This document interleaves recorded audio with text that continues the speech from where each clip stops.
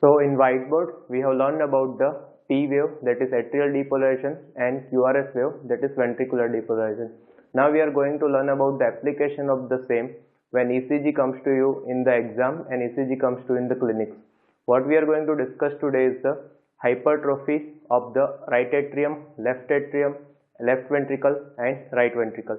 First we'll see the criteria, then we'll see the real-time ECG, and then we'll discuss about the Viva in the same topic. Now to understand the criteria, first what we are going to do is we are going to understand the brief about the ECG paper. So let's start with that. So today's topic is chamber enlargement, and first we are understanding the ECG paper. If you see, this is the standard ECG paper, and on that you have the one complex here. That's the P wave, QRS complex and the T wave. Fine. So if you see first that ECG paper runs at 25 millimeter per second. So this is the large square to tell and the small square here 1, 2, 3, 4, 5. If you see the version here, zoomed version here, the large square total will occupy 0.2 seconds. So the each small square will have 0.04 seconds. Right now we'll remember this fact and will apply in the criteria. Same if you see the amplitude, here it is the 1 millimeter, 2 millimeter, 3 millimeter, 4 millimeter, 5 millimeter. Okay, so this is the total 5 millimeter, and 1 millimeter has 0.1 millivolt amplitude. So 5 millimeter will have 0.5 millivolt amplitude. Now whatever your criteria are there, most of the criteria are in millimeters. So better we remember simple millimeter and we'll go ahead. Okay, so we understood little about the ECG paper. Now let's go for the next thing.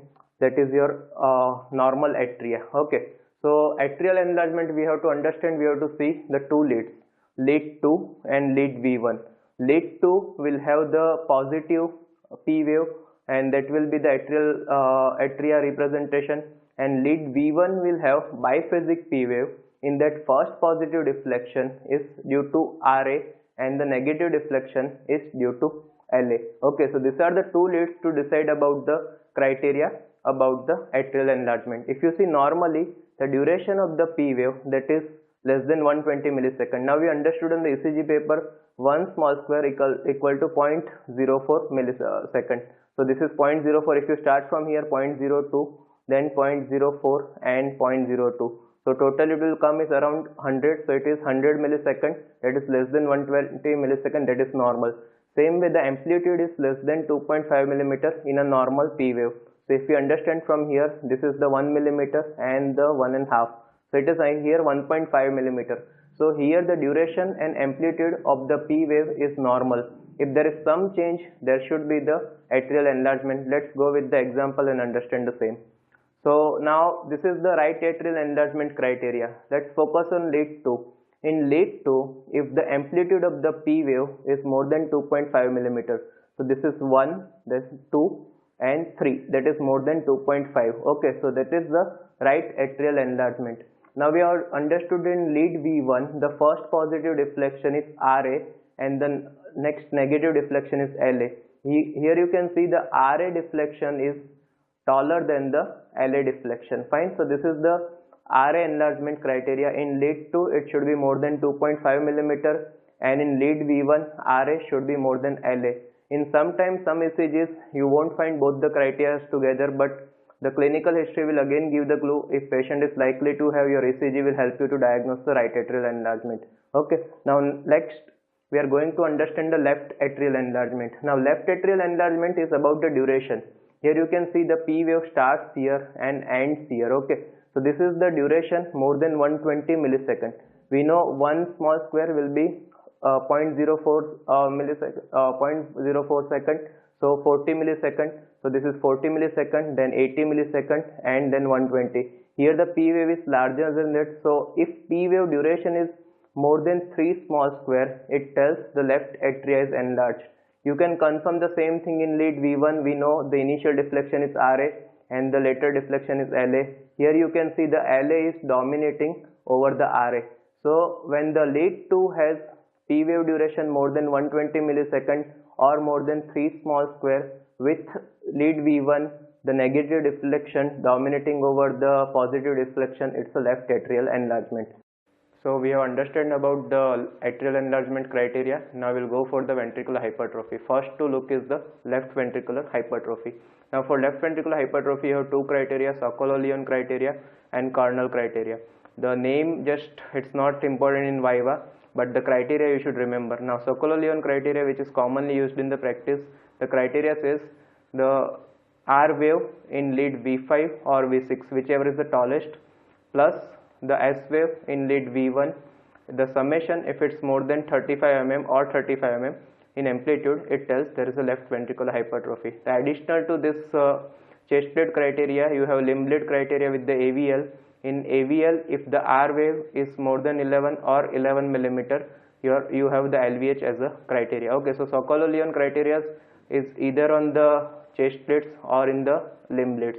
Karnal's criteria, which is more sensitive than the Sokolow-Lyon criteria, says you have to see lead V3 and lead AVL. So S wave in lead V3 plus R wave in lead AVL, if this summation is more than 28 millimeter in man and more than 20 millimeter in woman, then you have the LVH as a criteria. So these are the criteria for the left ventricular hypertrophy. Fine. So we will understand the criteria with the real-time ECG example. Now let's go for the right ventricular hypertrophy criteria. Now we know that right ventricle is presented by the lead V1 in the ECG, so the positive deflection we have to see in the V1, and the oppositely the lead V6 we should see the negative deflection. So in lead V1, if R to S ratio it's more than 1 and the R wave amplitude is 7 or more than 7 millimeter, then you have RVH as a criteria. In lead V6, almost opposite. If R to S ratio is less than 1 and the S wave amplitude is 7 or more than 7 millimeter, you have RVH as the criteria.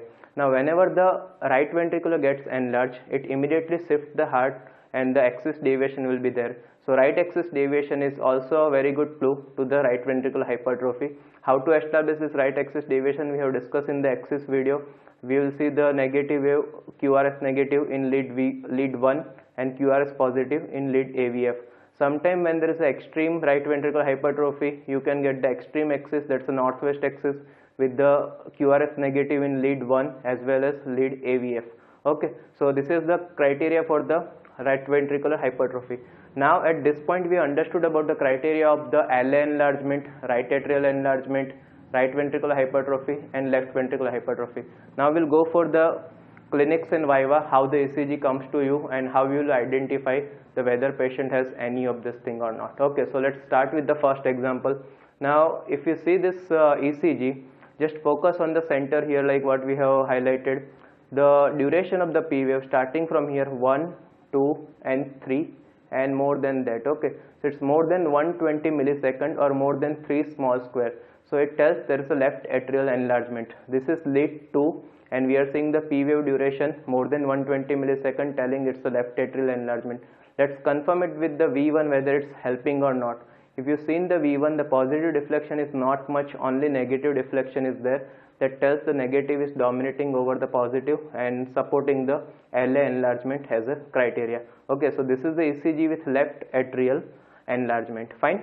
Now next we'll go for the next ECG. Okay, let's focus here again in lead 2. Here if we see the lead 2, if you see the amplitude of the P wave, it's 1, 2 and 3. Okay, so it's more than 2.5 millimeter. It tells there is a right atrial enlargement in this ECG. Okay, that's sometimes called P pulmonal also. The left atrial enlargement is termed as P mitral because left atrial is just above the mitral valve, and right atrial enlargement is termed as P pulmonal because your right atrial enlargement is the pulmonary valve and the phenomenon representing that. Okay, so this is the P pulmonal ECG. Here the lead V1 is not supporting as a criteria, but that is possible in some ECGs. Fine. Okay, now next we are going, so this was your ECG for the right atrial enlargement. Now next let's understand this ECG. If you see this ECG, let's focus on the V5 V6. In that the R wave is taller in V5 rather than V6. So as per the Sokolow-Lyon criteria, we are going to use R wave in the lead V5 and S wave in lead V1. So if you count the R wave in this ECG, it is here half, then 1, 2, 3, 4, 5 and 5 and half. Okay, So 5.5 plus half here, so this is total 6. So 6 into 5, 30 millimeter you have here with the R wave. Now let's calculate the S wave in the lead V1. Okay, so it is 1, 2, 3 and 3.5. Okay, 3.5, so it will come around at 18 millimeter. So here you have total 40 millimeter, here you have 18 millimeter, total it will be 58 millimeter, that is more than 35 millimeter as per the Sokolov-Lyon criteria. This patient has the LVH. Fine. So and one more additional was AVL. If it's more than 11, it's not here as per the thing, but these two criteria are supporting, so this patient has LVH as per the criteria of the Sokolov-Lyon. Fine. So this is the example of the LVH in the ECG. Now let's go for the next ECG. Now if you focus on this ECG, here if you can see, the lead V1 has dominant R wave and S wave is almost not there. So R to S ratio is definitely more than 1. Now if you see the amplitude of the R wave, so one large box, so 5 millimeter, and then 2 and 3 small box, so more than 7 millimeter you will get as a R wave. So R raised to S more than 1 and R amplitude more than 7. Let's confirm with the V6. In V6 if you see, this is the R wave, this is the S wave. If you do the R to S ratio, definitely it's less than 1. Now you see the S wave amplitude 1, 2 and more 2 small square. Okay, so it is around 12 millimeter, which is more than 7 millimeter. So that is the right ventricular hypertrophy. Now let's see the axis for this ECG. Lead 1 is negative in the QRS, lead AVF is also negative. So this is extreme axis deviation. This is the case of the severe RVH. Okay, otherwise RVH initially will have right axis deviation. When the RVH becomes advanced, it will have extreme axis deviation. So this is the case of the right ventricular hypertrophy on the ECG. Fine. So we understood about the criteria. Now this kind of ECG comes in the exam, which are the viva you are likely to get. Okay, so if you comment on the atrial enlargement, like right atrial enlargement and left atrial enlargement, what are the causes of this thing? Okay, so right atrial enlargement, you can see the valve just below that is tricuspid. So in tricuspid stenosis and tricuspid regurgitation, you will get the right atrial enlargement, as well as whenever there is a pulmonary stenosis due to back pressure and pulmonary hypertension due to back pressure, same theory will cause the right atrial enlargement. So these are the causes of the right atrial enlargement. If you see for the left atrial enlargement, which is the valve just below it, it's a mitral valve. So in the case of mitral stenosis and mitral regurgitation, you will get the left atrial enlargement. Here the systemic hypertension will cause the more load to LV, and when there is a load to LV, LA has to push more and LA will get enlarged and you will get the left atrial enlargement in hypertension also. Okay, so these are the viva for the or causes for the atrial enlargement. Now let's go for the left ventricular hypertrophy. So whenever the left ventricular hypertrophy comes in the exam as viva, you have to answer it can be due to either pressure overload or volume overload. Pressure overload to the LV is seen in systemic hypertension, aortic stenosis and hypertrophic cardiomyopathy, while the volume overload you can see it's there in the aortic regurgitation and mitral regurgitation. So these are the causes of the LVH due to pressure overload and due to volume overload. Now next let's go for the right ventricular hypertrophy. Same, you divide the cause in the pressure overload and volume overload. Now pressure load to the RV, so pulmonary hypertension and pulmonary stenosis, fine, and volume overload to RV, it will be seen in pulmonary regurgitation, tricuspid regurgitation and atrial septal defect. So these are causes of the RVH due to pressure overload, due to volume overload. So these were your vivas for the ECG when there is a chamber enlargements in the ECG, fine. So now T wave and other waves we are going to discuss in the next class. In the summarized class, we have understood about the how the P wave and QRS represent the atrial and ventricular depolarization, how to identify whether RA or LA is enlarged or RV and LV has the hypertrophy. Just remember the criteria and practice it, it will be smooth when it comes to exam, fine. So if you are learning something from our video, you can mail us and you can subscribe to our channel. Thank you.